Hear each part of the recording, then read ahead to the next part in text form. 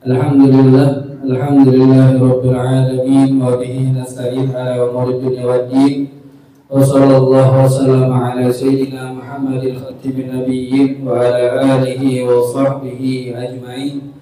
Nawaitu ta'alluma wa ta'lim wal naf'a wal intifa' wal mudhakara wa tadhkir wal ifada wal istifada wal hatha ala tamassuki bi kitabillahi wa sunnati rasulih والدعاء إلى الهدى والدلالة على الخير اتباع وجه الله ومرضاته وقربه وثوابه من الله تعالى.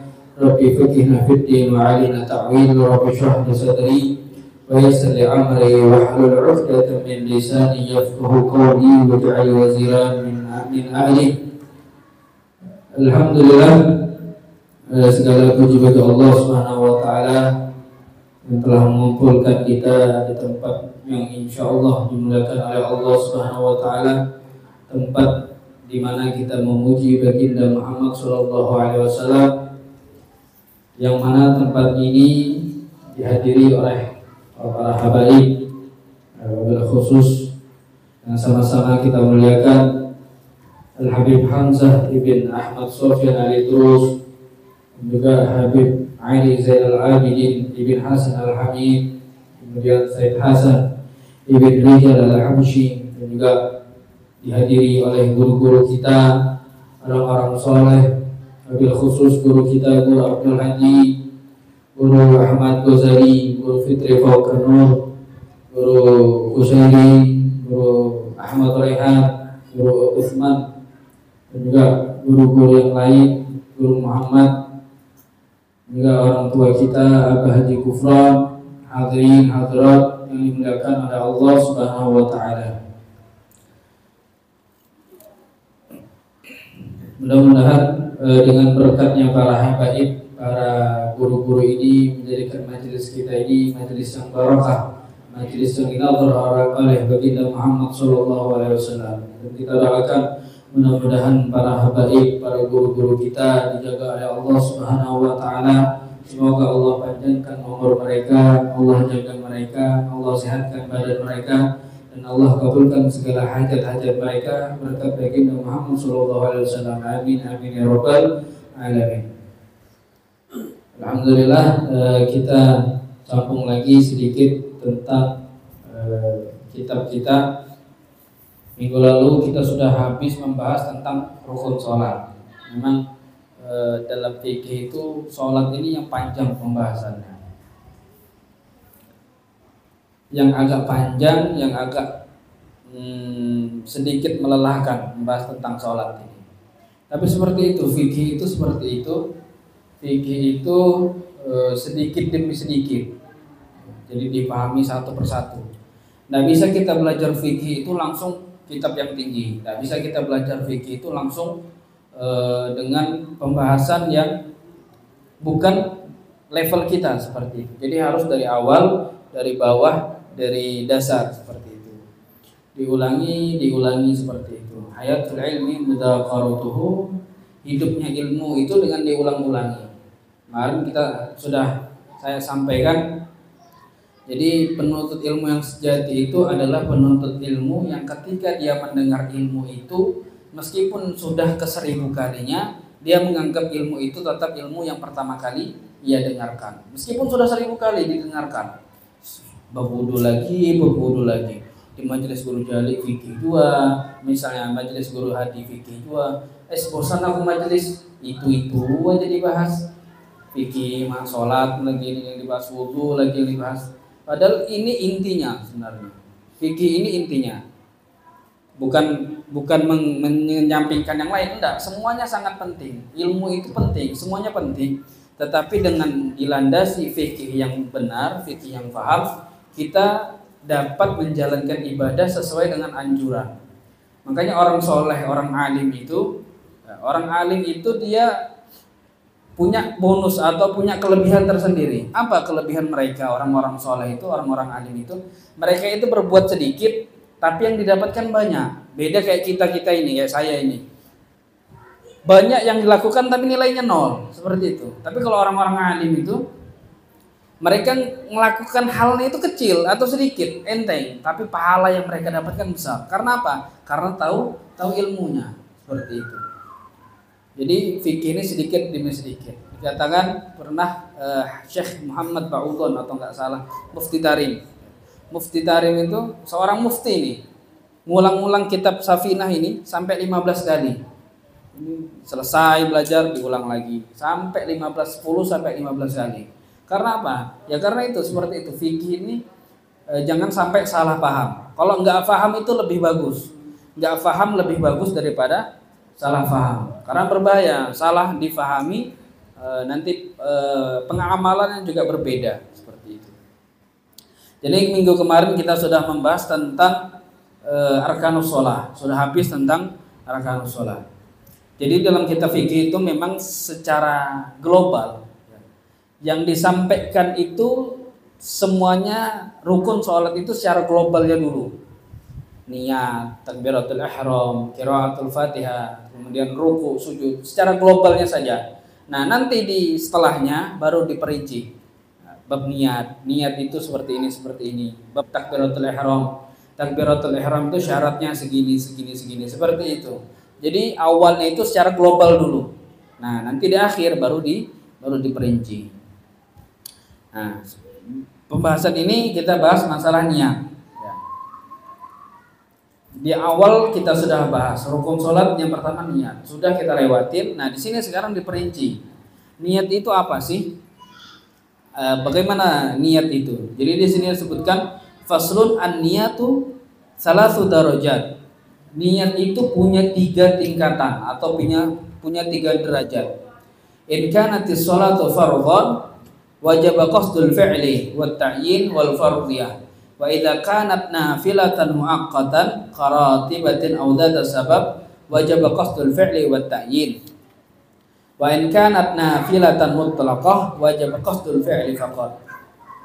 Ini niatnya.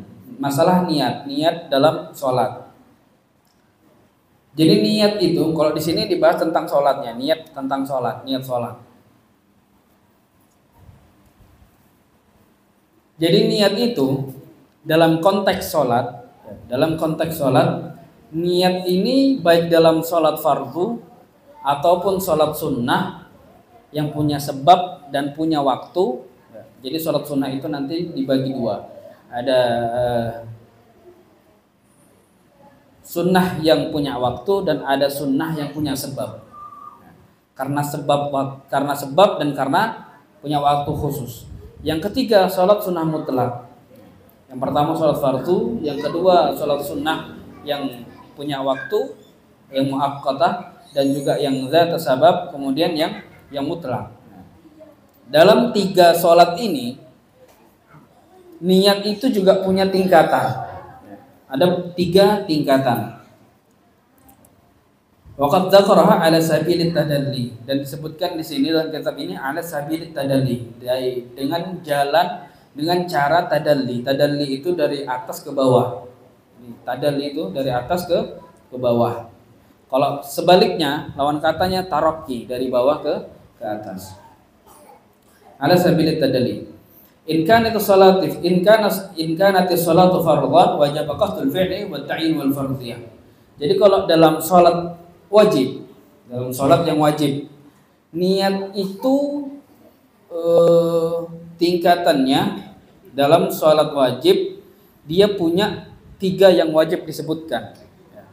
Yang pertama qasdul fi'li, usolli, ucapan usolli. Yang kedua at-ta'yin, menentukan sholatnya. Sholat apa ini? Zuhur, asar, maghrib, isya atau subuh, atau sholat nazar, atau sholat yang maktubah. Kemudian wal fardhiyah, kefarduannya. Al-mana anna sholah in kanat fardhan ay walau nadhran aw kifayah aw qada'an aw qada'a fa'idatin aw mu'adah wajib qasdu fi'liha wa ta'yinuha kasubhi aw adh-dhuhri masalan wa niyatu fardhiyatiha walau min sabiyyin inda Ibn Hajar. Jadi ketika sholat yang wajib, baik itu sholat 5 waktu, zuhur, asar, maghrib, isya, subuh, atau sholat nazar, sholat sunnah yang dinazarkan, maka wajib menyebut fardu. Jadi gini, kalau sholat nazar ini hanya perkara sunnah. Sholat duha sunnah hukumnya, tapi dinazarkan maka menjadi wajib. Sholat misalnya tahajud hukumnya sunnah, tapi dinazarkan maka sholat tahajudnya menjadi wajib. Nah, ini dia nazar karena ada keinginan atau nazar karena memang ingin mendapat pahala lebih.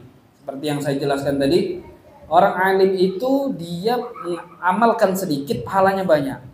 Salat duha ini hukumnya sunnah, tapi ketika dia nazarkan menjadi wajib hukumnya.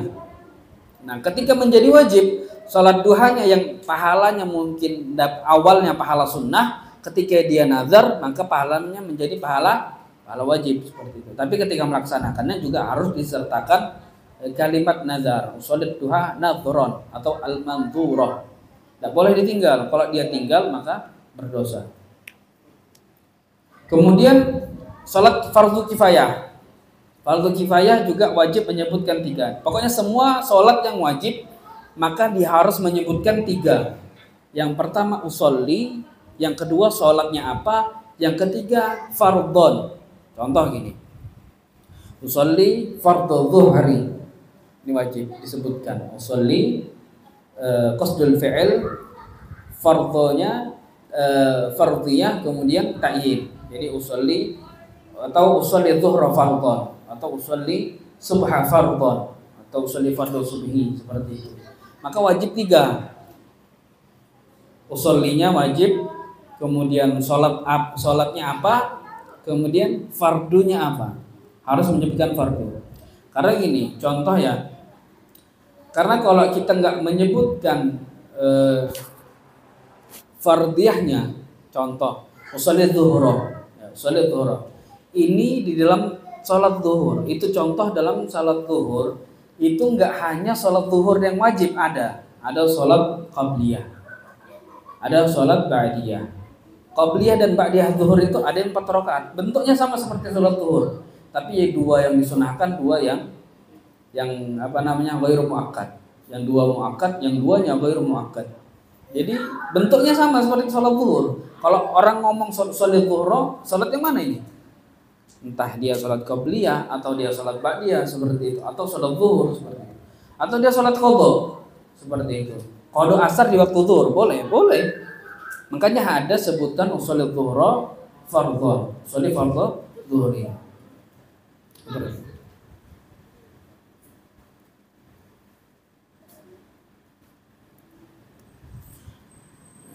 Jadi harus di 3 tadi disebutkan, usolli fardhu zuhri atau usolli zuhra fardhon. Walau min sobiyin inda Ibn Hajar, meskipun dari anak kecil. Anak kecil ini kalau dia belum balik, dia mumayyiz atau tamyiz, salat dia, maka salatnya sah. Tapi kewajibannya belum gugur. Sama kayak kasus haji. 2 bulan haji. Sah enggak hajinya? Hajinya sah. Tapi kewajibannya belum gugur seperti itu, karena dia belum balik. Anak yang mumayyiz salatnya sah, pahalanya untuk siapa? Untuk orang tuanya. Tapi jatuh enggak kewajibannya? Belum gugur kewajibannya. Maka si anak kecil tadi juga wajib menyertakan kalimat 3 tadi. Sholli fardhu dhuhri, harus ditakyin dan fardhiyah. Karena apa? Menurut Imam Ibnu Hajar bentuknya sama. Yang anak kecil tadi lakukan ya sholat zuhur, sama seperti sholat zuhur, tidak ada yang beda. Ya dia sholat zuhur seperti itu. Tapi kalau menurut Imam Romli nggak perlu seperti itu.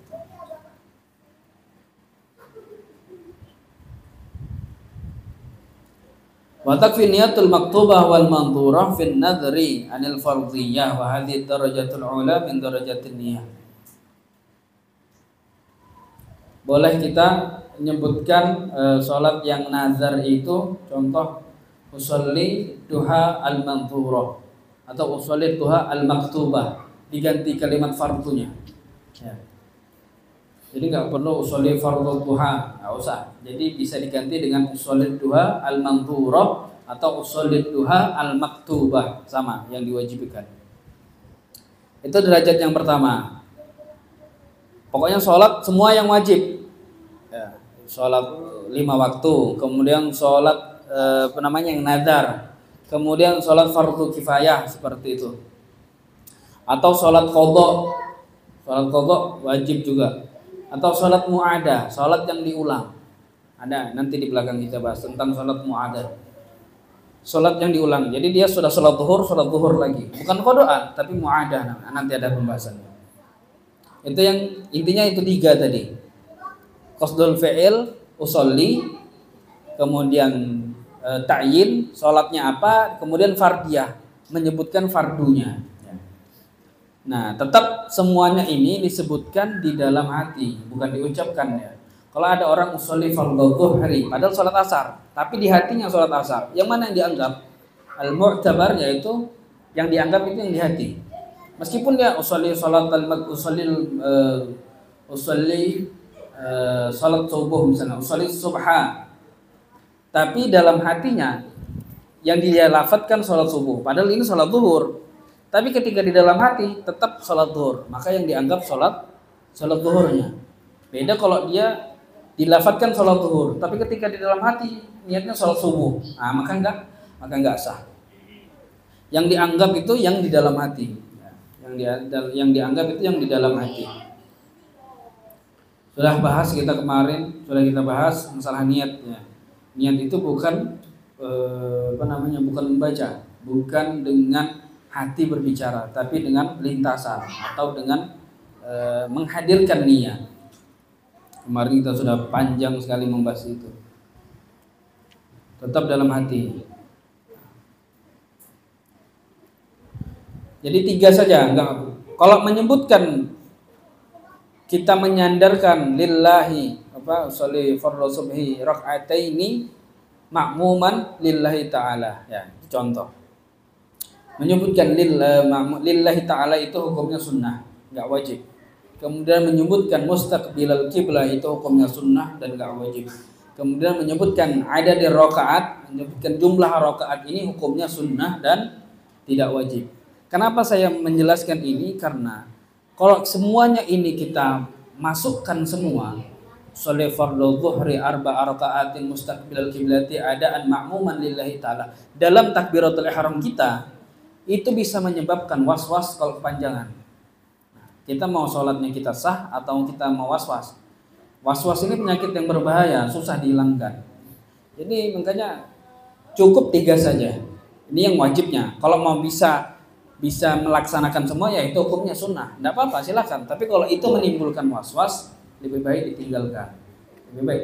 Karena makanya ada orang tuh Allah, ada yang Allah panjang betul, nggak selesai. Karena apa? Karena ya itu semuanya dimasukkan. Sholli fardhu dhuhri 4 raka'atin mustaqbil qiblati adan ma'muman lillahi ta'ala. Apa lihat orang-orang yang paham dengan ilmu agama itu Allahu Akbar, simple seperti itu. Biar tidak was-was.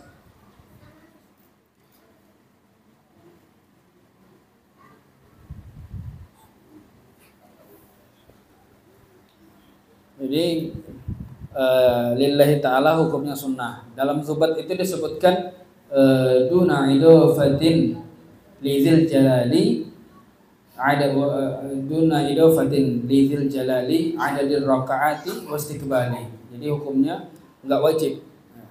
Hukumnya enggak wajib. Duna idofatin, tidak menyandarkan lizil jalali kepada Allah Subhanahu wa taala. Itu lillahi ta'ala itu hukumnya sunnah. Kemudian ba'ada di rakaat dan jumlah rakaat, wastiqbali dan menghadap kiblat itu hukum semuanya sunnah.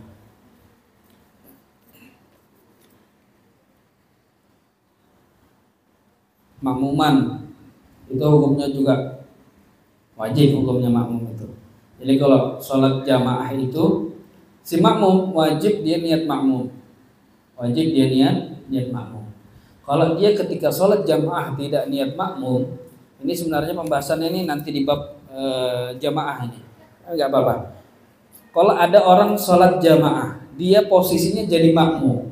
Kemudian ketika takbiratul ihram dia enggak niat makmum, atau ketika sholat dia enggak niat makmum, maka ketika dia nunggu imam dengan intidhar tawilan, nunggu yang lama. Kalau kita kan misalnya Allahu Akbar, imam baca Fatihah, baca surah. Kan lama itu nunggunya. Nunggu untuk ruku, itu nunggunya lama. Maka ketika dia nunggu lama, maka sholatnya batal. Karena dia nunggu, otomatis nunggu. Artinya sholatnya ngikutin imam. Padahal dia niatnya nggak makmum, maka sholatnya batal. Kalau pokoknya makmum, ketika jadi makmum nggak niat makmum, maka sholatnya otomatis batal. Tapi kalau imam ini boleh ketika jamaah nggak niat imam, boleh nggak niat imam. Tapi dia terlepas dari fadilatul jamaah, nggak dapat pahala jamaah. Boleh nggak niat imam. Tapi ada beberapa tempat yang imam ini harus menyebutkan wajib menyebutkan imaman. Contoh sholat Jumat. Sholat Jumat ini hukumnya wajib dia niat imam. Kemudian sholat jamaah yang dinazarkan. Sholat jamaah yang dinazarkan hukumnya wajib dia niat imam. Kemudian juga di sholat ketika hujan lebat nggak bisa. Ada nanti muqaddimatul mafar, muqaddimah fil mafar. Jadi kalau makmum harus niat makmum. Kalau imam boleh dia niat, boleh enggak. Tapi kalau dia enggak niat, maka luput dari pahala berjamaah. Seperti itu.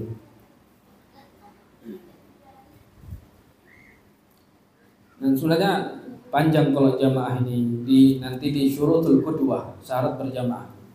Ada nanti tata cara berjamaah. Ketika mau berjamaah itu perlu nggak kita nepuk pundak imam? Nanti kita bahas. Kemudian itu kalau sholat wajib, 3 yang wajib disebutkan. Usolli fardhu dhuhri, usolli dhuhra fardhon. Kemudian bagaimana kalau hukumnya sholat sunnah yang punya waktu, atau sholat sunnah yang punya sebab?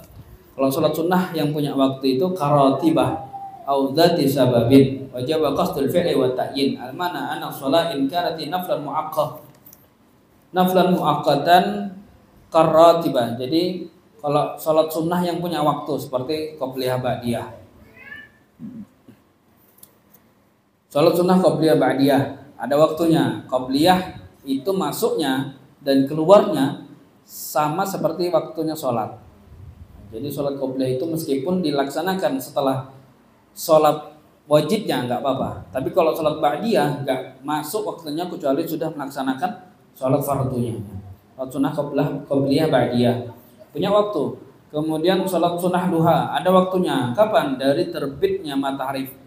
Terbitnya matahari seukuran tombak sampai sebelum zuhur.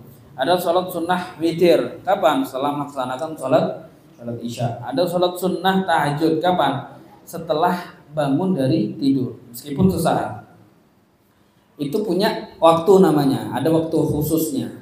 Dan juga ada sholat sunnah yang punya sebab.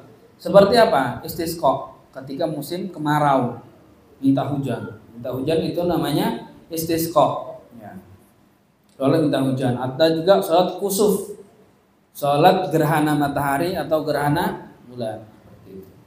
Jadi sholat sunnah ini yang punya sebab dan punya waktu, ini ketika sholat dalam niatnya cukup mengucapkan 2, usolli duha, usolli kusuf, usolli tarawih, usolli tahajud, usolli hajah, seperti itu. Cukup 2. Karena apa? Karena otomatis sholat-sholat yang tadi itu tidak terjadi kecuali keadaan sunnah. Sholat duha nggak mungkin terjadi kecuali hukumnya sunnah. Beda kayak zuhur tadi. Ketika kita cuma menyebutkan sholat zuhur, di dalam sholat zuhur ini banyak. Ada qobliyah ba'diyah, ada qadhaan seperti itu. Tapi kalau sholat sunnah, misalnya sholat sunnah tarawih, nggak mungkin wajib. Sholat duha nggak mungkin wajib seperti itu. Hukum asalnya sudah sunnah seperti itu. Jadi nggak perlu kita menyebutkan hukumnya. Tapi kalau mau disebutkan hukumnya boleh. Usolli sunat duha boleh, dapat pahala. Tapi kalau kewajibannya cukup 2 saja, usolli dan ta'yin. Usolli qasdul fi'il sama ta'yin. Usolli dan sholatnya apa, seperti itu.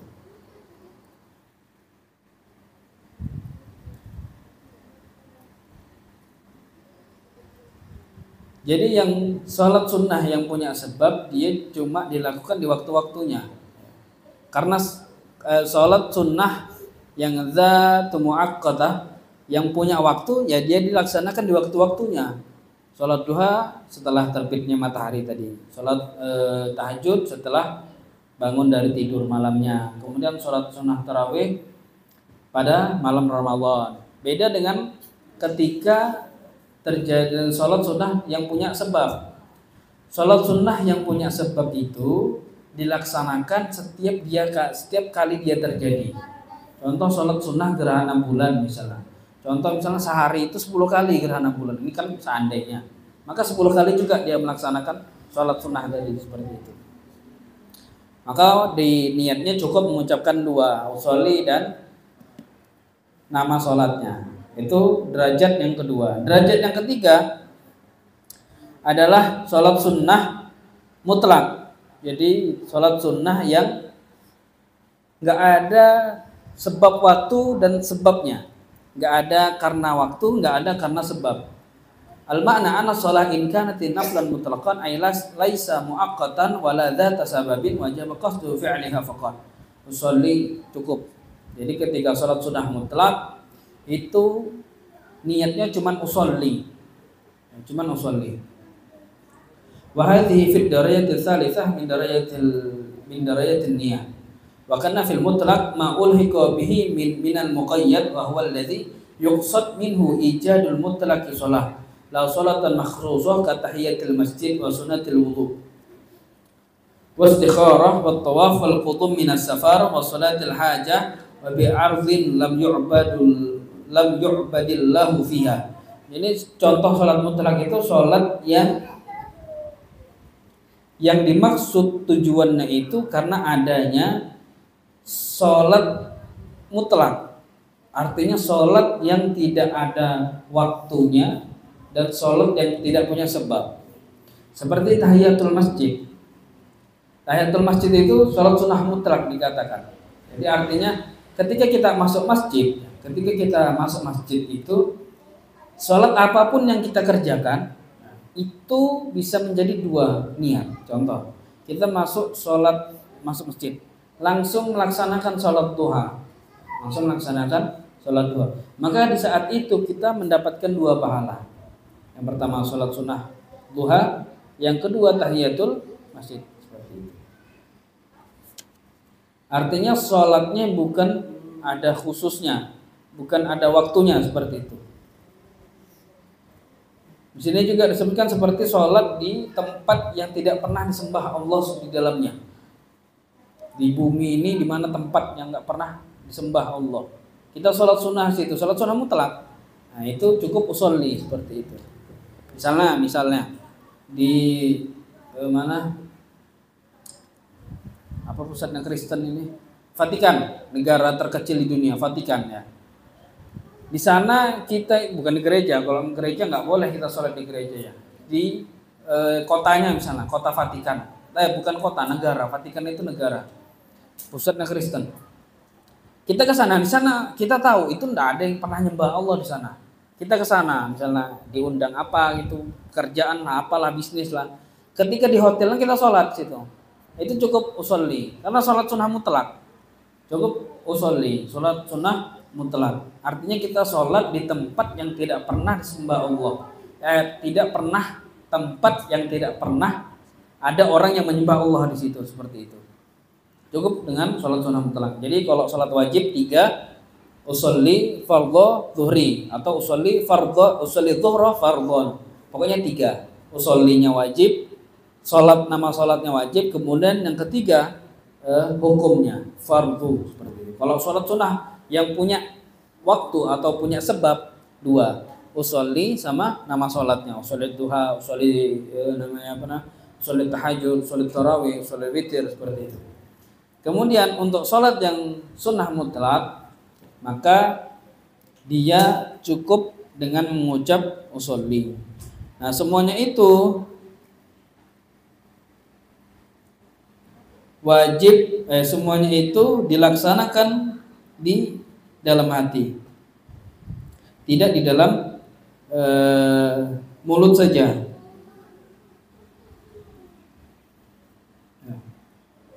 Jadi harus melaksanakannya di dalam hati.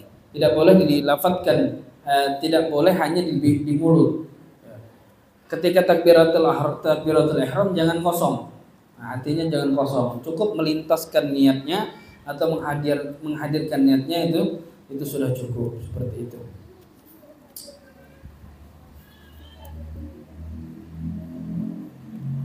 Jadi ketika melafazkan niat diperhatikan juga apa yang dia ucapkan dengan apa yang di dalam hatinya.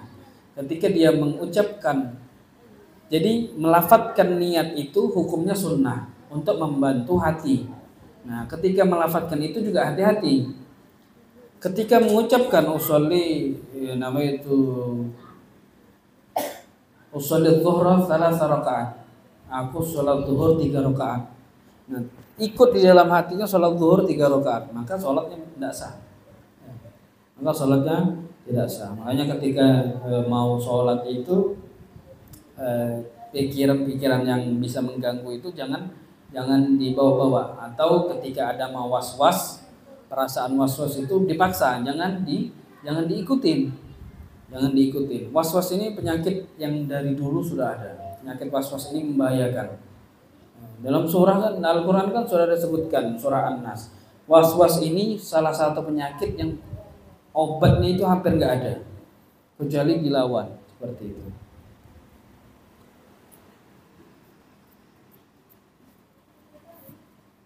Jadi itu saja yang bisa saya sampaikan pada malam hari ini.